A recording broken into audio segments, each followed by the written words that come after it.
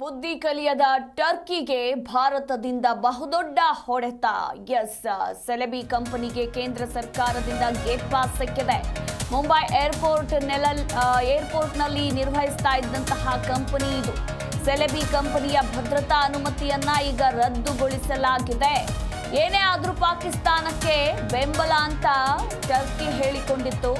ಹೀಗಾಗಿ ಟರ್ಕಿಗೆ ಸರಿಯಾದಂತಹ ಹೊಡೆತವನ್ನೇ ಕೊಟ್ಟಿದೆ ಭಾರತ.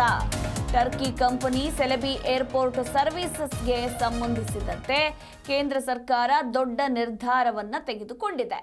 ಸರ್ಕಾರ ಸೆಲೆಬಿ ಕಂಪನಿಯ ಭದ್ರತಾ ಅನುಮತಿಯನ್ನ ರದ್ದುಗೊಳಿಸಿದೆ. ಈ ಕಂಪನಿಯು ಮುಂಬೈ ವಿಮಾನ ನಿಲ್ದಾಣದಲ್ಲಿ ನೆಲದ ನಿರ್ವಹಣೆಯನ್ನ ಮಾಡುತ್ತೆ.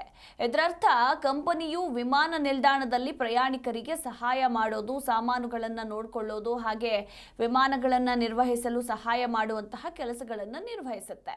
ಇನ್ನು ಮುಂಬೈ ವಿಮಾನ ನಿಲ್ದಾಣದ ನೆಲದ ಕಾರ್ಯಾಚರಣೆಗಳಲ್ಲಿ ಸುಮಾರು 70% ಸೆಲೆಬಿ ಕಂಪನಿ ನಿರ್ವಹಿಸ್ತಾ ಇದೆ. ಇದರಲ್ಲಿ ಪ್ರಯಾಣಿಕರ ಸೇವೆ, ಹೊರೆ ನಿಯಂತ್ರಣ, ವಿಮಾನ ಕಾರ್ಯಾಚರಣೆಗಳು, ಸರಕು ಹಾಗೆ ಅಂಚೆ ಸೇವೆ, ಗೋದಾಮು ಮತ್ತು ಸೇತುವೆ ಕಾರ್ಯಾಚರಣೆಗಳು ಕೂಡ ಸೇರ್ಕೊಂಡಿವೆ. Celebi airport services India private ಲಿಮಿಟೆಡ್ಗೆ ಗ್ರೌಂಡ್ ಹ್ಯಾಂಡ್ಲಿಂಗ್ ಏಜೆನ್ಸಿಯಾಗಿ DGBCAS 2022 ನವೆಂಬರ್ 21ರಂದು ಭದ್ರತಾ ಅನುಮತಿಯನ್ನು ನೀಡಿದ್ದಾರೆ.